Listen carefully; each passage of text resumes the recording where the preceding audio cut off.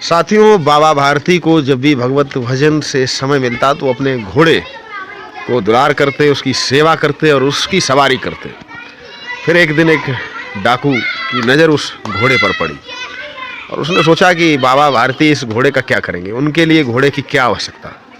और एक दिन वो बाबा भारती चूँकि उसकी सुरक्षा भी करते थे, क्योंकि घोड़ा भी शानदार था और बाबा भारती का बहुत ही प्रिय था।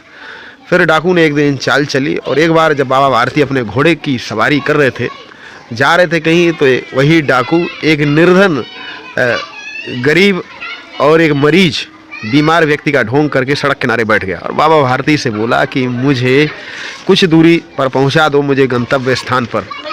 तो गंतव्य स्थान पर पहुंचा दो। तो बाबा भारती को दया आ गई और बाबा भारती खुद पैदल चलने लगे और उस डाकू को घोड़े पर बिठा ले दिया।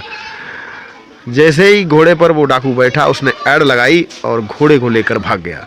तो बाबा भारती ने कहा, कोई बात नहीं, तुम्हें घोड़े को ले जाना तो ले जाओ, लेकिन किसी से ये मत कहना कि मैंने घोड़े को किस तरह प्राप्त किया, नहीं तो लोगों का गरीबों पर और असहायों पर, मरीजों पर विश्वास उठ जाएगा। ये बात उस डाकू के दिल में घुस गई, घर कर गई और फिर एक दिन चुपचाप अंधेरी रात में उस घोड़े को बाबा भारती के अस्तबल में बांध कर चला गया। और इस तरह हार की जीत हुई, यानी कि बाबा भारती घोड़े को हार कर भी जीत चुके थे और इस तरह उन्होंने घोड़े को फिर से प्राप्त कर लिया।